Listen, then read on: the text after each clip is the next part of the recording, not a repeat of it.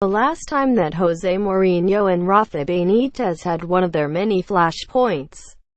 Back in that odd exchange in the summer of 2015 when the Spaniard was Real Madrid manager and his wife Montse even had comments about how they tidy up his messes. It wasn't actually the Portuguese who was most bothered. Mourinho's loyal longtime assistant Rui Faria seemed to care the most.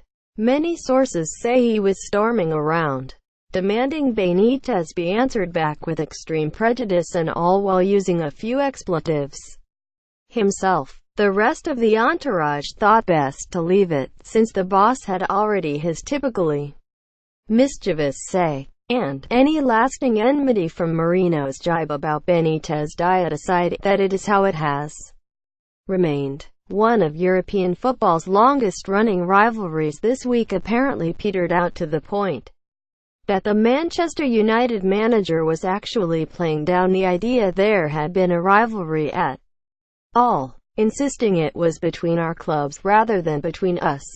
Anyone who knows the two men would dispute that.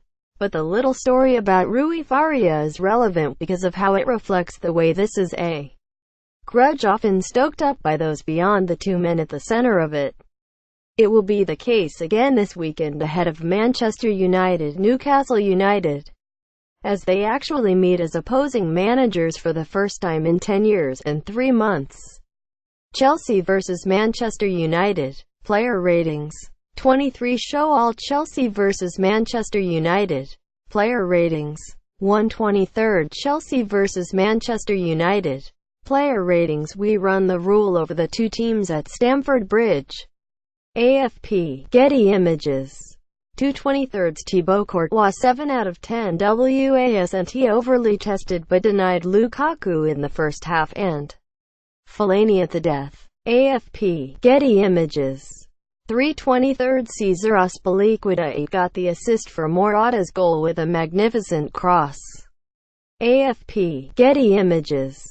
4/23 Andreas Christensen 7 repaid his manager's faith in him after Antonio Conte named him in the starting 11 ahead of David Luiz. Getty Images. 5/23 Gary Cahill 7 marshaled Lukaku and Rashford well alongside Azpilicueta and Christensen. Chelsea FC via Getty Images. 6/23 N'Golo Kante 7 Chelsea have missed his energy dearly. This was a solid comeback performance. AFP. Getty Images. 7/23 Davide Zappacosta 6 solid down the right but was replaced by Antonio Rudiger when United made a couple of attacking changes. Getty Images. 8/23 Cesc Fabregas 9 the best player on the pitch by a country mile. Controlled the game and, as always, his passing was magnificent. Getty Images. 9/23 Timo Bakayoko 8 magnificent in the heart of midfield but lacked quality when he strayed into more advanced areas. AFP. Getty Images. 10/23 Marcos Alonso 7 showed close to the form he was in last season as he got up and down the left wing all game. AFP. Getty Images. 11/23 Alvaro Morata planted a sumptuous header beyond De Gea to give Chelsea the lead. Chelsea FC via Getty Images. 12/23 Eden Hazard 8 always seems to turn it on when it matters. Stung De Gea's palms with a fierce first-half drive and, as we've come to expect, was one of Chelsea's most dangerous players. Getty Images. 13/23 David De Gea 7 made a few good saves to keep United in it but could do nothing about Morata's winning goal. Getty Images. 14/23 Eric Bailly 6 an erratic performance by a player who usually defends so well for United. AFP. Getty Images. 15/23 Chris Smalling 7 probably United's best player on the day after being left out of Gareth Southgate's England squad. Getty Images. 16/23 Phil Jones 5 put the ball into his own net early on only to be bailed out by the referee, who deemed Morata to have fouled him. Getty Images. 17/23 Antonio Valencia 6 solid at the back but looked to be struggling with injury towards the end of the match. Getty Images. 18/23 Ander Herrera 5 combative but lacks the creativity that the injured Paul Pogba possesses. Was part of a united midfield that just couldn't link defense and attack. Man Utd via Getty Images. 19/23 Nemanja Matic 6 one of United's better performers on the day but was outshone by Timo Bakayoko, the man who replaced him at Stamford Bridge in the summer. Getty Images. 20/23 Ashley Young 5 should have claimed an assist for the game's opening goal but Rashford headed his cross over the bar. Quiet otherwise. Getty Images. 21/23 Henrik Mkhitaryan 3 the game passed him by. He's in poor form at the moment after a superb start to the season. Getty Images. 22/23 Romelu Lukaku 6 delivered an energetic performance against his former employers and was denied the game's opening goal by a good Thibaut Courtois save. Faded after the break. AFP. Getty Images. 23/23 Marcus Rashford 5 had a superb headed opportunity in the first half but appeared to back out slightly with Courtois charging towards him and ended up missing the target. Getty Images. All of their previous barbs will be brought up again in so many match previews. But the real key will be how they display the way both men let it get to them. How they couldn't stop themselves responding. As is often the case with such rivalries, so much of it has been born out of similarities rather than differences. And what is particularly interesting about the history of this one is how it also goes some way to explaining why they are where they are now. It would forecast so much of their careers. The biggest similarity of course led to the biggest difference. In 2004, when both first arrived in England as managers of Chelsea and Liverpool respectively, they were the two brightest young coaches in continental football. They represented the exciting new way of doing things. The new breed of technocrats who hadn't necessarily been good players but thereby brought forward-thinking, academically rooted ideas to the game. They were the Mauricio Pochettinos of their day, only with actual trophies to their name, and some of those the biggest in the sport. Mourinho had just won the Champions League with Porto, Benitez the UEFA Cup and Spanish League with Valencia. That meant they were initially friendly. "We have a good relationship," Mourinho told media back in 2004-05, but it didn't take long for it to get fractious. It just required the right match. And that of course happened to be any properly big match. That season's Champions League semi-final that Benitez Liverpool won through what Mourinho famously described as the ghost goal. Underscoring a lot of the rancor to come was the fact that Mourinho had initially wanted the Liverpool job above all, and his representative Jorge Bidek made a big play to get it in February 2004. The Anfield hierarchy ultimately went for Benitez. It wasn't the last time getting overlooked for a job would light a fire in Mourinho, with the 2008 rejection by Barcelona provoking perhaps the most rancorous reaction.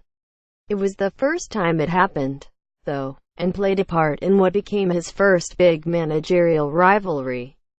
Benitez became the first of many nemeses, and set the template for similar with Arsene Wenger, Frank Rijkaard, Carlo Ancelotti, Claudio Ranieri, Pep Guardiola, Jurgen Klopp and Antonio Conte. Benitez and Mourinho have a rivalry that stretches back well over a decade.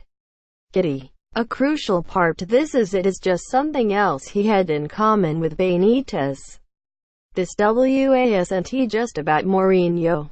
After all, Benitez's career has also been characterized by a series of disputes with big obsessions. As figures close to him put it, they have admittedly often been officials in his own clubs, like Christian Purslow at Liverpool or Valencia's Jesus Pitarch. But the point stands. They are both men who can rarely leave these things go, who can just let themselves look to the football. Benitez's own book Champions League Dreams displays this. Even when he is trying to be magnanimous and compliment Mourinho when talking about their previously good relationship, he can't help score points. At Anfield on New Year's Day in 2005, we had bumped into each other on the stairs leading to the boardroom. Benitez writes, despite the events of the game, when a tackle from Frank Lampard had broken Xabi Alonso's ankle and Joe Cole had scored late on to deprive us of a well-deserved victory, we stopped to talk. A polite conversation about our respective work and the ambitious plans of Chelsea's owner, Roman Abramovich, for that summer's transfer market. It's all there, from the indication that his team had been hard done by to the conspicuous reference to how much money Mourinho had to spend. The latter is one reason that fed what really was genuine animosity at the absolute peak of their rivalry. When Liverpool and Chelsea were so regularly meeting in the Champions League between 2005 and 2007, Benitez resented how Mourinho had all that money that allowed him to win more trophies.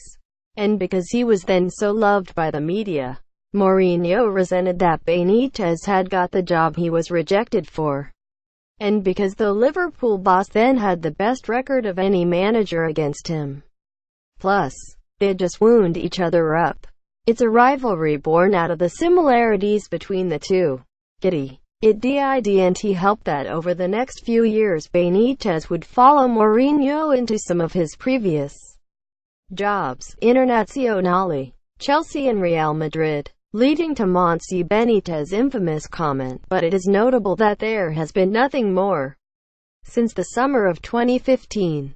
That was of course exactly the point when Mourinho faced the first proper crisis of his career. The first time when he found it a real challenge to win regularly, let alone the utter collapse his Chelsea suffered. He had far bigger concerns than Benitez then, as he was sacked in December 2015, but with the Spaniard getting sacked from his dream job at Real Madrid just 3 weeks later, that spell reflected a big similar concern about both careers. It was actually something that Mourinho himself inadvertently touched on in his Thursday comments, when he played down the differences and pointed to what they had in common. We are managers from the same generation. We came to England in the same season and we were both successful in the European competitions. And it is now arguably 2 managerial generations on, and 2 tactical eras on. Mourinho and Benitez were so successful in the European competitions then because they were the coaches that set the trend and the tone. Their more controlled football led the way, and led so many league tables, as they offering a sophisticated level of defensive organization beyond any other manager at the time. Both head into this weekend's game in need of a positive result. This is what made their Champions League semi-finals all the more tense. Because there were so few goals. There were so few quarters given. In a period when the elite European competition saw a rate of almost 0.5 fewer goals per game than now, their constraints saw them make leaps. Guardiola then made a tactical quantum leap with Barcelona, blowing open European football, and blowing away such defensive approaches. It was something that Giorgio Chiellini touched upon last week. Guardiola's Mo ruined a lot of defenders in Italy. Now everyone wants to build the play but no one knows how to mark. It's a shame, because certain features have allowed our football to excel everywhere. The erosion of those features has also meant neither Mourinho and Benitez have been able to excel in the same way since. They have still been successful, of course, since so many of their core principles just represent fundamental good management. Their core philosophies are no longer at the cutting edge, however, leading to this gradual drop-off. It also leads to this Saturday, their first meeting since Liverpool hosted Chelsea on the 19th of August 2007. A match that perhaps predictably ended in yet another 1-1 draw. Mourinho does not just need a win for United after recent results, but really needs a performance. amid an ongoing debate about his style in the modern game. Benitez does not but one reason for that, and one reason why Mourinho did not revive their rivalry, was because the Spaniard just isn't at a club that's a threat. He has obviously done a good job at Newcastle, but this isn't the elite level he used to be at. Both are finding their way back. It is why the rivalry isn't back to what it was. As they meet again, it may not take too much mind to spark it again.